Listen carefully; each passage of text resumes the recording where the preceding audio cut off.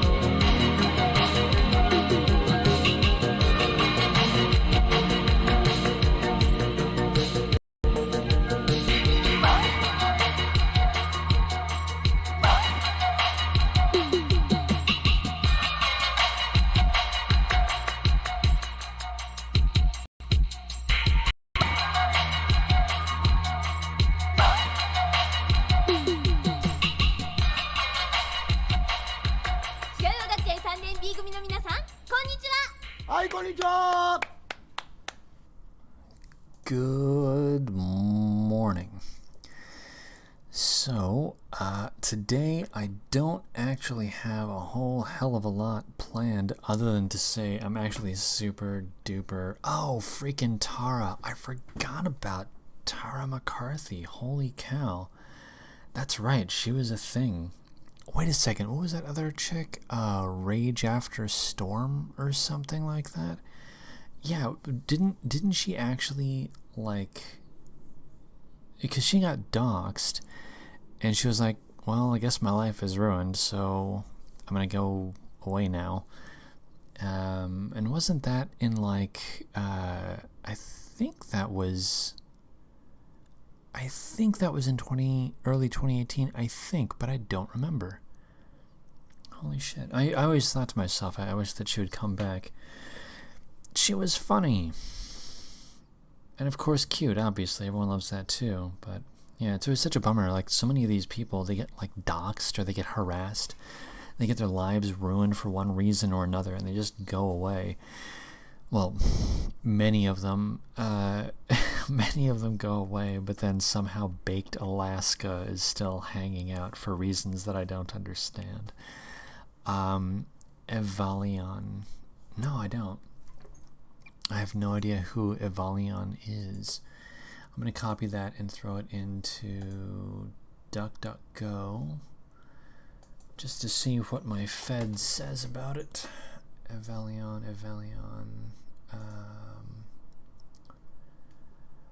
No, weird, no, I have no idea who that person is.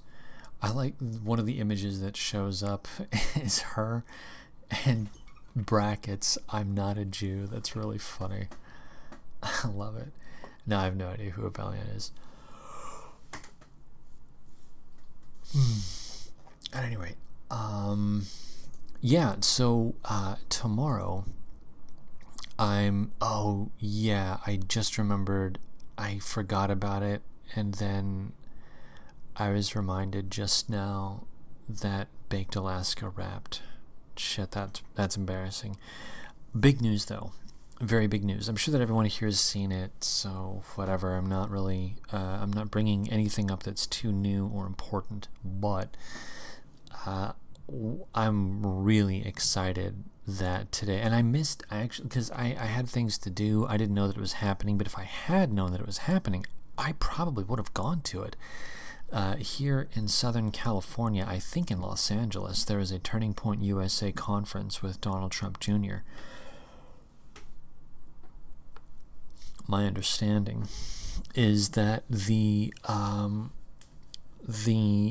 event was hosted and a bunch of people showed up and they decided, oh, UCLA, gosh, I totally could have gone to that. Fudge, what a bummer. At any rate, could have gone. Didn't go. It's a gosh darn shame. And apparently they ended up booing everyone, and like one of the women that was on the panel, she started going off on like intersectional feminist talking points. She started talking about how like 40% of new business ventures are started by women or something, and she had like another number about people of color. I'm pretty sure she used the phrase people of color and whatnot. And it's like, well, okay, like I don't have anything against women, obviously, and I don't have anything against, so-called people of color, whatever the hell that even means. That's not my concern. I mean, it's good that they're, it's good that things are happening in their favor. It's good that these things are going on. I'm glad. I have no problem with that. But at the same time, it's like, well, okay, but America is still dying. Our culture is still dying. We are still being attacked and maligned in media.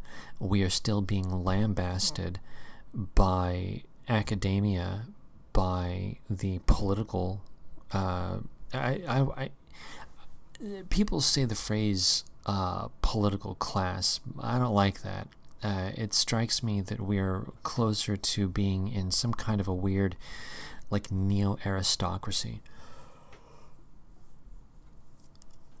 where you have dynastic families that simply assume the thrones of power based solely on their name. And it's like, okay, I thought that we had left Europe to kind of get away from that bullshit, and here we are smack in the middle of it, and these assholes, they run around like they own the goddamn place and tell us that we're plebs who don't mean anything.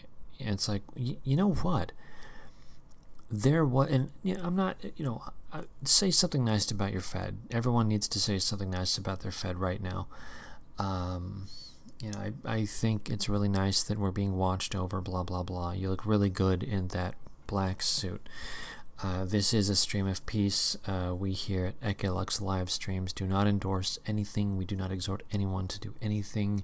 We are great big fans of diversity. We want Mexicans to remain Mexican. We want blacks to remain black. We want Asians to remain Asian, Jews to remain Jew, and whites to remain whites. We think that it's good that these various groups exist, and we do not want any of the groups to go away or to be rendered inextant, including white people. Diversity macht frei, and Israel is our greatest strength. Anyhow, we'll go to historical examples.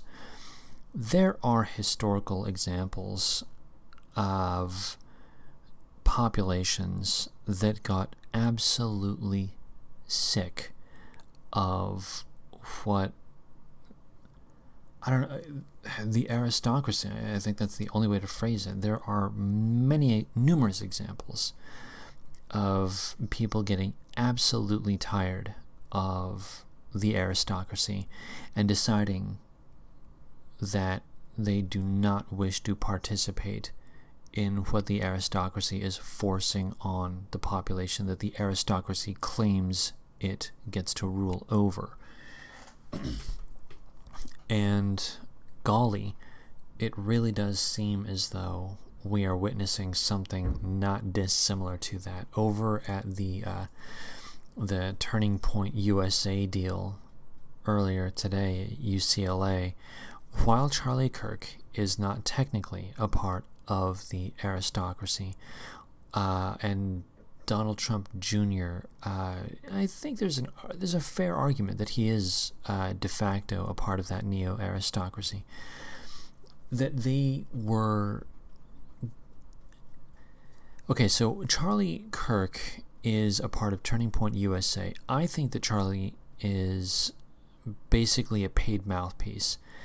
And I think that there is absolutely a standard Toyota Scion-ist design behind Turning Point USA. And I think that Donald Trump Jr. is, like, he sees a ticket and he's going for it. He sees a ride and he's going for it. And it's possible that he is looking to be something more than what he is, or be somewhere more interesting, perhaps important or powerful, but to be in a location culturally that is not where he is presently. Going on to The View, hanging out with Turning Point USA, I've seen some interviews with him, and I just get the impression that there's a field being played, and weirdly, Donald Trump Jr. also got a nice big fat faceful of, well, the pending gamer uprising. And it's great news. It's great to watch, because these... I think that's the best way to phrase it. Charlie Kirk is a proxy. He is a proxy, and Turning Point USA is just a front. Nothing more. And these proxies and this front, they got to actually see what people think about them. That's excellent news. That's really good news. So I'm actually really excited about that. Anyhow, it's just it was great to watch. I don't think I'm evil. Okay, and I would like to see more of these. Let's see here. Okay, all right, it's fine. I really want to see more of these people. Our guys show up to these events, and it's very, very difficult at the moment, because it's like, if you get doxxed, basically your life kind of does get ruined. I mean, just recently, I kind of want to burn this stream for reasons now, but whatever. Just recently, JN got doxxed, and he burned his channel, and he privated his Twitter, and it's like, well, geez, it sucks, because I really like JN. He's a great guy. So I'm really, really bummed about that. Like, it's kind of hitting close, you know, because he's a little guy. I mean, I mean, no disrespect, but I'm just saying that, you know, they've run out of big targets, and now they're going after smaller guys. When I say they've run out of big targets, what I mean by that is, you know, they deplatformed Alex Jones, and it seems like they were going for big fish, and now they're going for minnows, with the idea of coming in from either end to get the middle. What's the middle? The middle is like the Mark Collette types and these sorts of guys. I mean, I guess Mark Collette has self-doxed de facto because everyone knows his face and everyone knows his name. So he's kind of undoxable in that sense, but he still has a presence on YouTube. I get the impression that the concept is to go from either direction to get into that middle area of somehow getting out all of the Mark Collette types. Anyway, it's just weird. Okay, so the thing is that going to these conservative Inc. events, I think that's a great idea. And if it was possible to do this with that, like if a person had the ability to do it and wasn't terribly worried about being doxxed for one reason or another, oh my gosh, what a brilliant thing. What an absolutely brilliant thing. I think it would be great to go and do that. I know that I'm going to get doxxed at some point, and I hope that when that happens, I'm out of Los Angeles. But half of me wants to just say, F it in the A. I'm just going to go and do it. Like, it seems like a lot of fun. It would be great to pose some of these questions to Conservative Inc. just to watch them squirm. And I also think that it would be fun to go to some of these progressive events and ask similar questions, again, just to see them squirm. I think it'd be fantastic. Anyhow, I actually, I have to go and do something immediately outside at the moment. I'm going to play some Aphex Twin. This is Us by Aphex Twin, AFK BRB. Stop making that big face!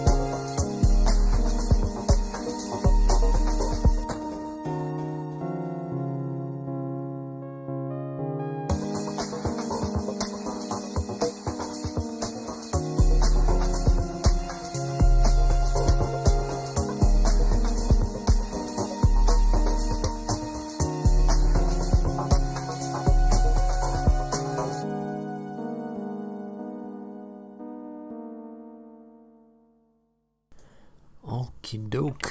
That was good old Aphex Twin. Great big fan. Not all of his music is really good, but a fair amount of it is, well, really, really good. Alright, let's see here. Yeah, I can't really comment too much actually on the JN situation outside of just the few points that I know. But anyhow, super bummer. I do think that as the timeline moves forward, more and more people are going to be doxxed, hounded, and attacked by, financially and legally attacked. And in some cases, I do think it will escalate to physical attacks by the international leftists, the communists, basically. And I think that what'll probably happen is, over time, enough people will be attacked, by these weirdos that call everyone a Nazi and then say, well, now that I've called you a Nazi, I guess I can go ahead and just physically attack you or try to ruin your life or whatever. And yeah, sure, there are a couple of people that actually do self-identify as National Socialists, which is fine, whatever you want to do, it's fine. But the thing is that these freaks, these weirdos, they are attacking people who don't identify as Nat socks, and that and they're identifying them as Nat socks even though they're not. And it's like, well, okay, but now this is basically just an excuse to commit violence. Once you've moved into that area, we're dealing with a person that isn't genuinely interested in fighting for or defending anything in particular. It seems like it's just an excuse to commit violence, and that's it. Like, they need a villain, and their villain, they've decided for some reason, is #literally Hitler. And so anything they don't like, everyone knows this, everyone in the chat knows this, but anyway, the point is that I think that that's their program of just attacking everyone. They're going to start attacking basically, blue-pilled normies, just regular people, to the point that it will be impossible for anyone to do anything other than notice that they're being attacked unjustly by these absolute maniacs. And I think that's where things like self-doxing and all this good jazz, I think what'll end up happening is people will stop caring about, exactly. Tom Anderson says fence sitting will become impossible. Yeah, even Tim Pool is going to finally have to say, I'm out. And once that happens, nice, full-blown nades. Once Tim Pool is basically forced to acknowledge the situation, I think that's when things are going to, that's when I think the real escalation is going to start. Because so far it's not been any real escalation in any formal sense outside of just rhetoric.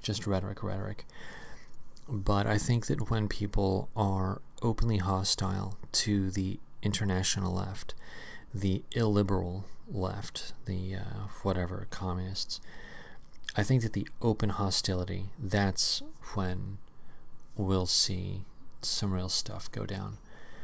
I would like for Tim Pool to just bick his head and go sans beanie personally. Just go straight ahead Wojak. I would be okay with that. But he's like in his late 20s or early 30s or something like that, I think. So he still has a little bit of the Peter Pan syndrome. He still kind of half wishes that he was 19 and just skateboarding without a care in his head.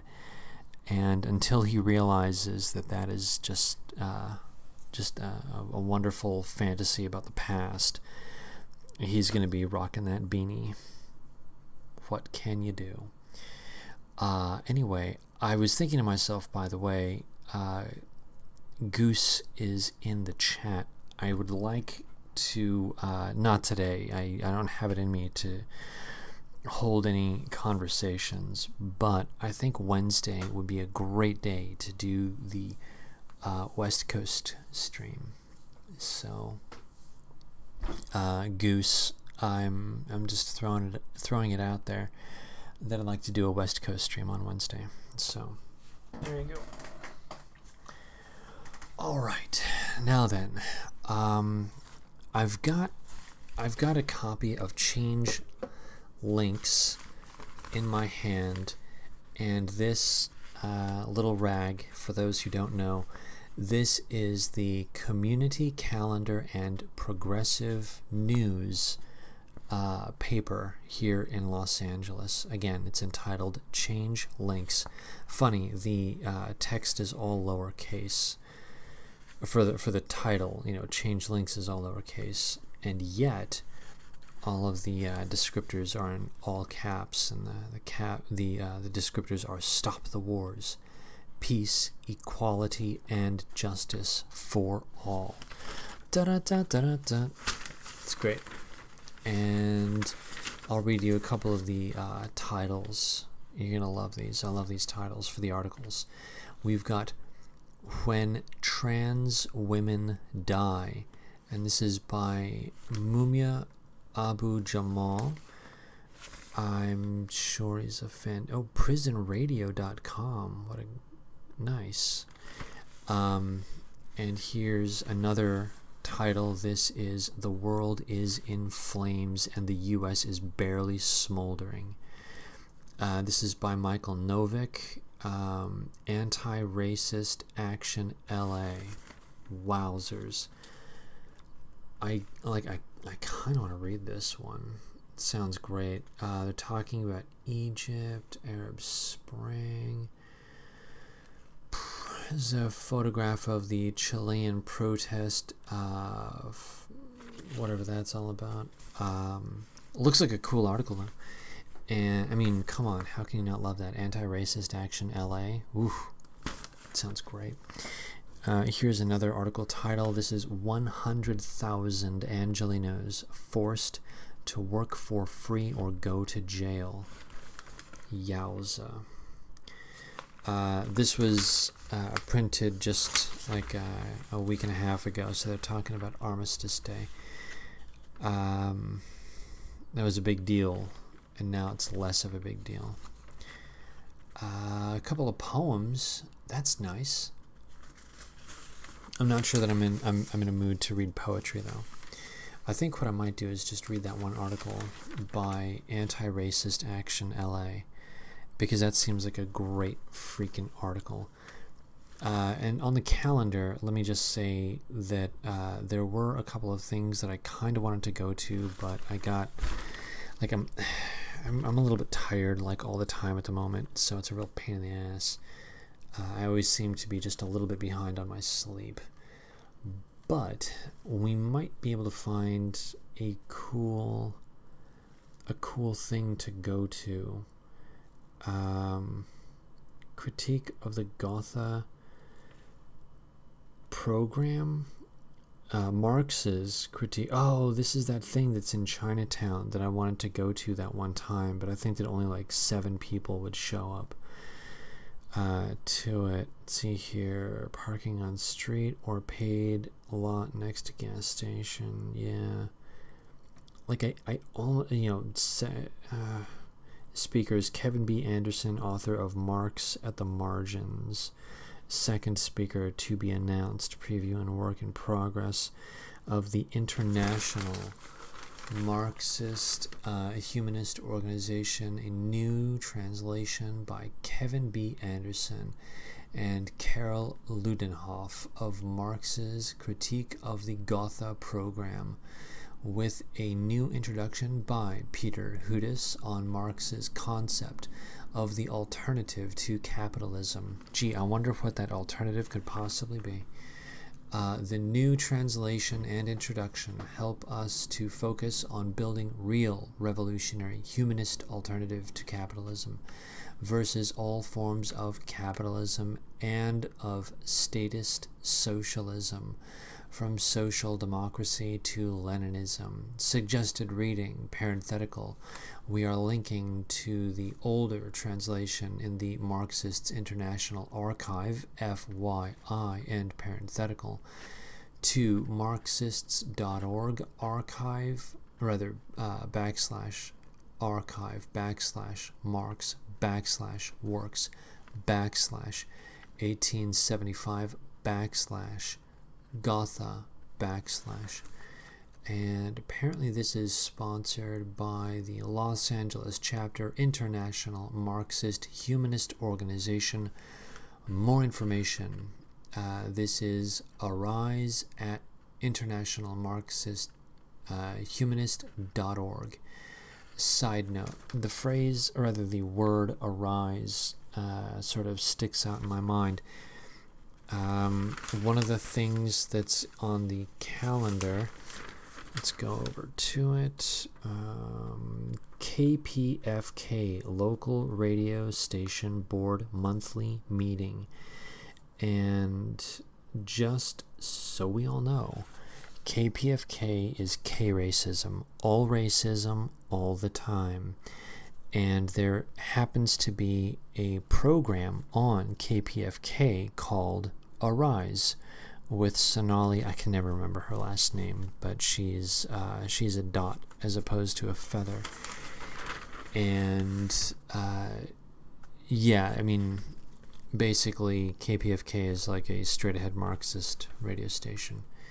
So it's just funny, Arise at International Marxist Humanist.org.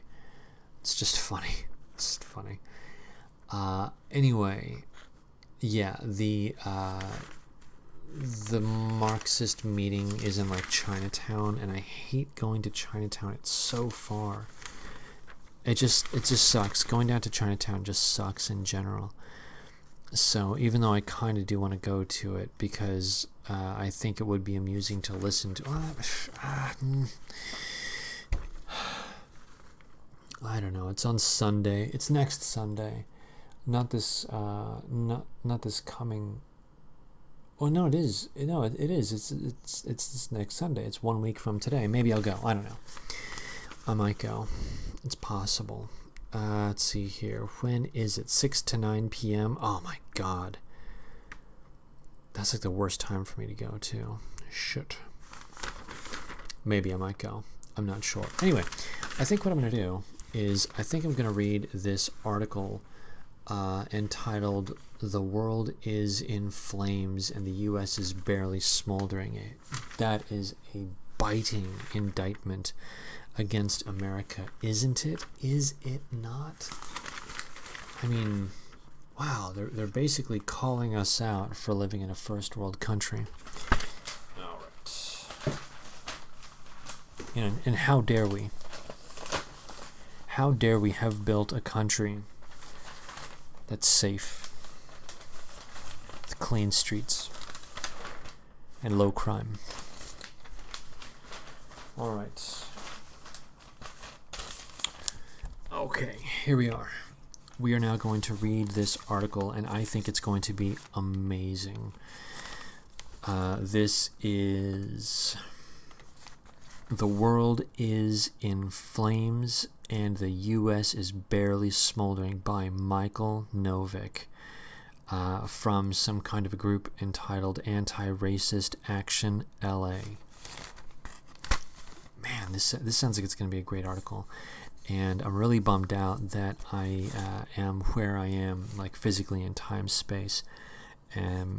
I finished my dinner, which was great, but this is the kind of article that makes me want to get some tacos and fries. So I'm bummed out about that. All right, but let's continue. Here we go. There are simultaneous protests going on around the world on a scale perhaps not seen globally since the uprisings of 1968 shook the imperialist system to its foundations. That is a shit sentence. The end of that was... Okay, moving on. You can't blame them. These communists are all the same. They're awful writers. Okay, continuing. Massive demonstrations in Ecuador nearly toppled the government and forced a rollback of exploitative policies. In Chile, protests against a rise in metro fares have led to the government announcing a state of emergency in 2 provinces, including the capital. In Haiti, resistance to the U.S.-imposed government is growing steadily despite repression.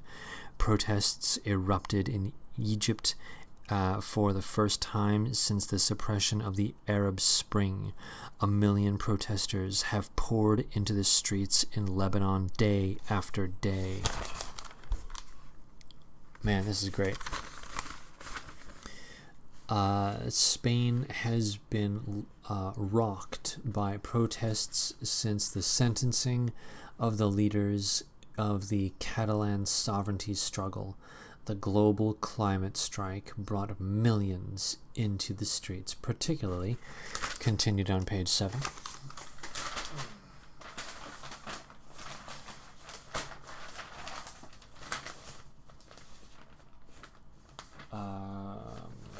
Here we are.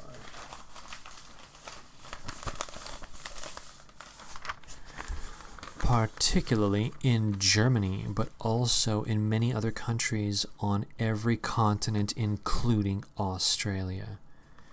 Man, that's impressive. Thousands of Indonesian youth protesting a new repressive criminal code have been met by water cannon and tear gas, while West Papuans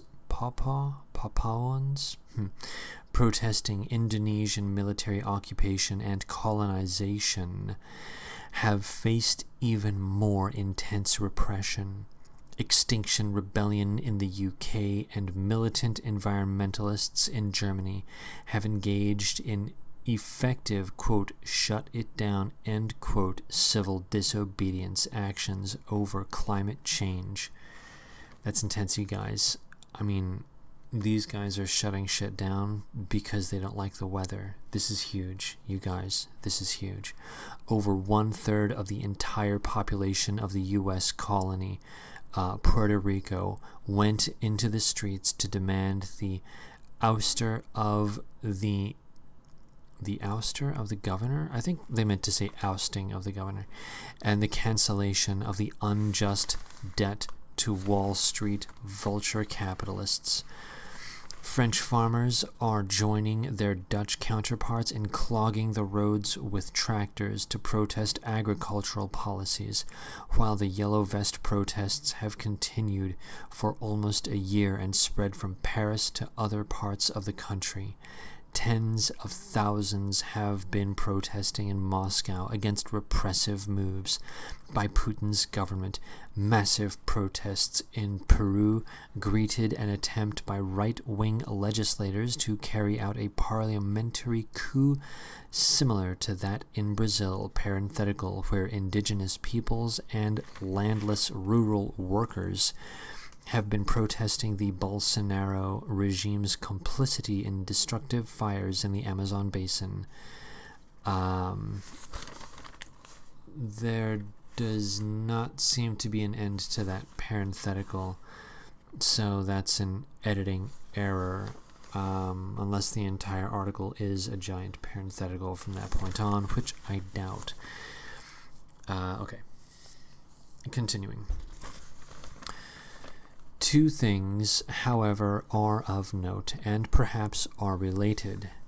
Media in the U.S. have been virtually silent about most of these, covering only protests in Hong Kong, Nicaragua, and Venezuela that fit into the U.S. establishment narrative that China, Venezuela, and Nicaragua are tyrannies that oppose the U.S. and deny freedoms to their own people. Second, protests in the U.S. have steadily diminished in size, scope, and intensity as Trump's third year in office drags on, apparently mesmerized by Trump and the lengthy quadrennial presidential campaign, augmented by the jaw-dropping self-incrimination by 45 and his closest associates, like his lawyer Rudy Giuliani and his interim chief of staff Mickey Mulvaney. People in the People in the U.S. Seem not to take the lessons of, quote, people power and, quote, resistance in other countries to heart, that millions of people in the streets putting a stop to, quote, business as usual, and, quote, can drive out the most reactionary regimes.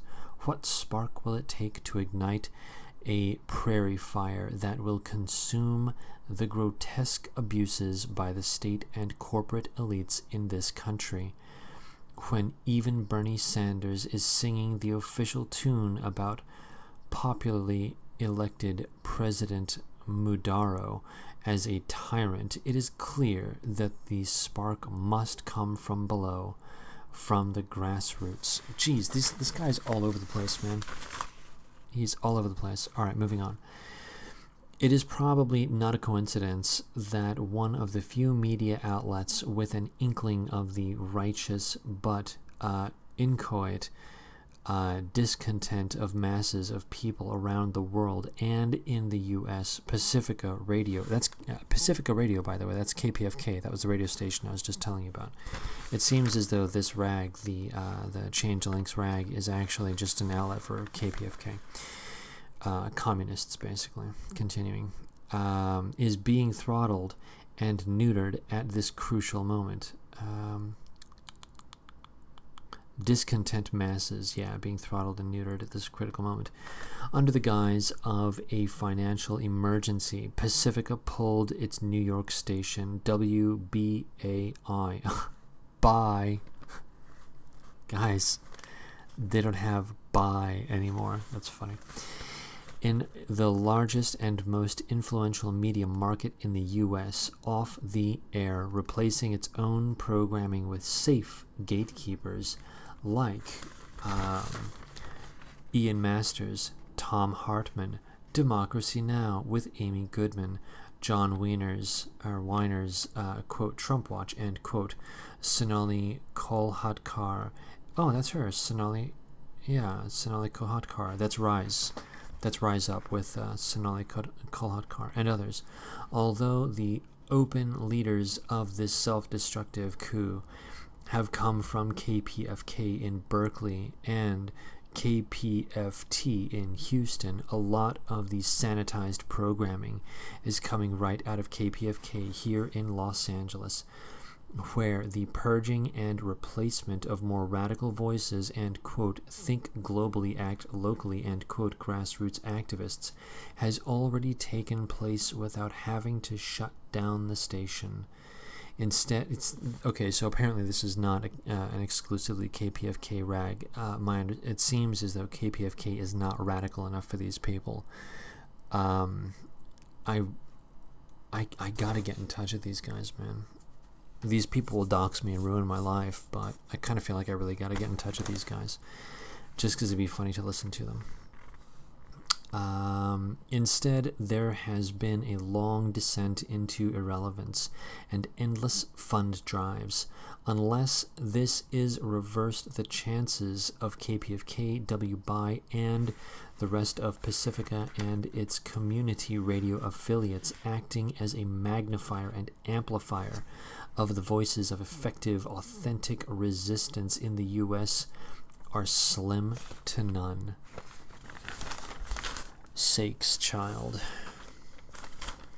Since the new head of NPR comes openly out of the U.S. state propaganda machine, parenthetical Voice of America, Radio Marti, etc., and parenthetical, it is vital that Pacifica be preserved as a platform for the voices of dissent and solidarity of resistance and liberation, not circumscribed by the political spectrum limited to the Democratic Party and the quote former and quote CIA agents and operatives who think they can do a better job of running the empire than Trump.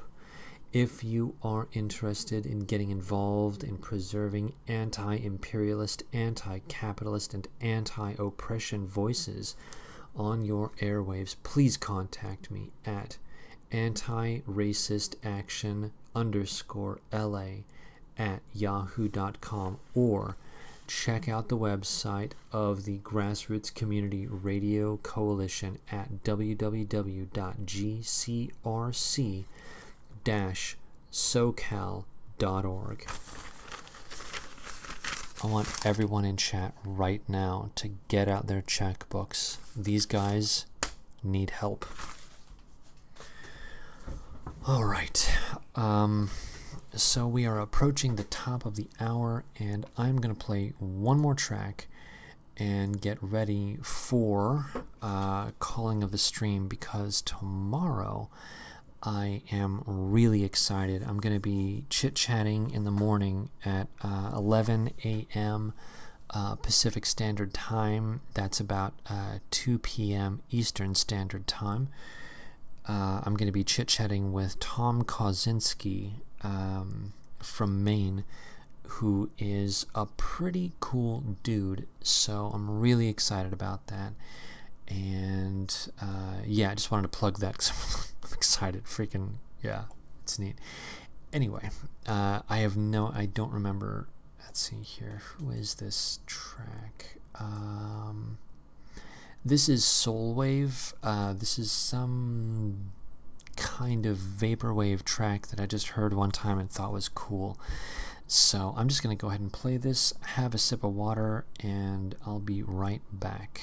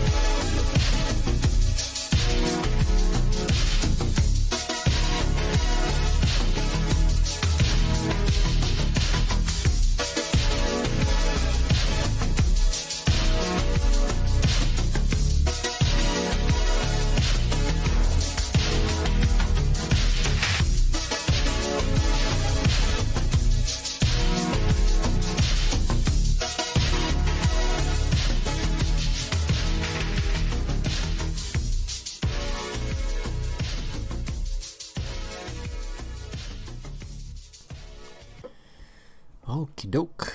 I just remembered that I'm also going to be chit-chatting. I think it's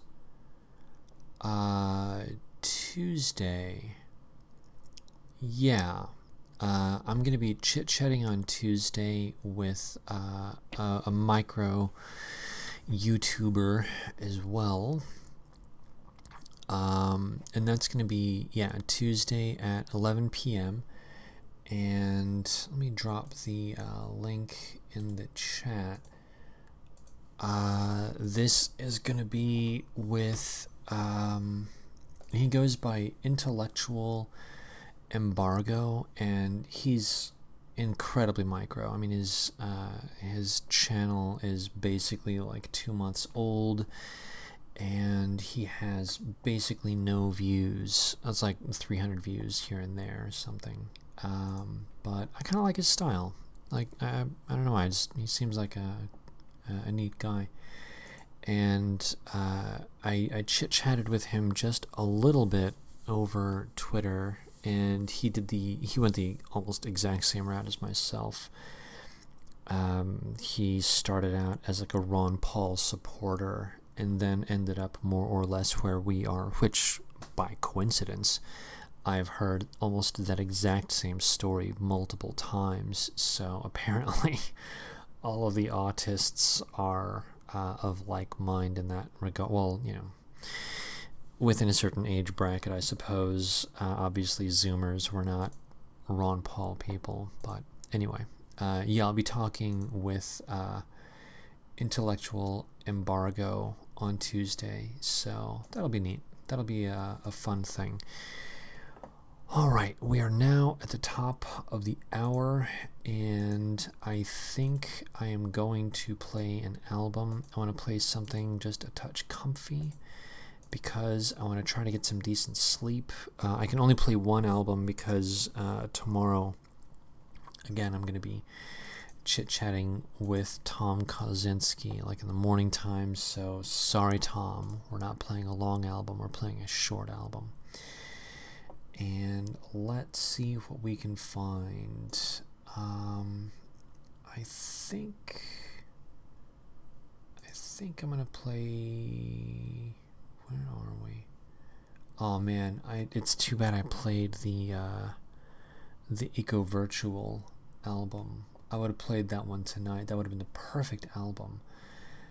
I think I'm gonna go back into my bigger folder and see if I can find something that's just a touch. You know what? I played Echo Virtual the other night, and I think I'm going to do the same tonight. Not Echo Virtual, but something not dissimilar. I'm going to play one of those micro albums. I'm going to get a couple more of those by Mitch Murder, because I really like those, the fake video game albums. I think those are great. So that's what I'm gonna do. I'm gonna play a fake video game album, even though if Heinrich Lucas Ford were here, he would be making fun of me for playing Game Boy music, and he's completely correct. I'm going to play Mech Hunter, because that's my favorite of the two that I've got. So, okay, here we are. We're going to be playing some Mech Hunter. Great album by Mitch Murder. Freaking Poseidon Live is here. Hey, buddy, what's going down? Was Poseidon streaming today? I think Poseidon... Okay, anyway. Okay, I'm getting distracted. Hey, Poseidon. How's it going, buddy? I'm going to be interviewing Tom Kozinski, then Intellectual Embargo, and I guess that's about it. I'm tired. I'm falling asleep, and I can't think clearly anymore. That's too bad. Alright, guys. Playing an album. I'm kicking rocks. Normal stream calling procedures. Did no case streaming, but we'll pretend that I did for a moment. I know that I'm going full-blown Chuck Norris right now, but whatever. Anyone that is a first-time purchaser, I really do think that the Glock 19 is an outstanding purchase. Relatively light, easy to carry, easy to operate. Oh, Intellectual Embargo is here. Hey, buddy, what's going down?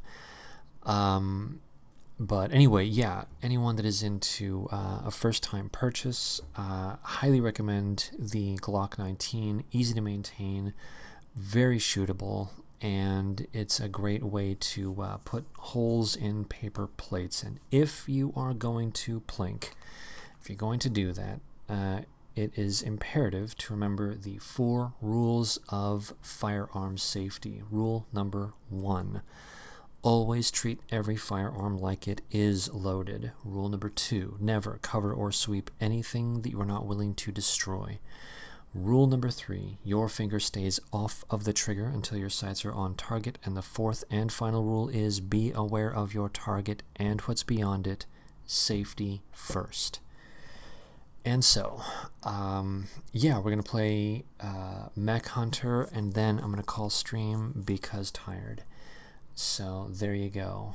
And also, anyone that isn't aware of Mitch Murder should check out his general catalog. It's really deep and it's really good. So there you go. Anyway, everybody remember to brush and floss, and I'll see you all in the chats.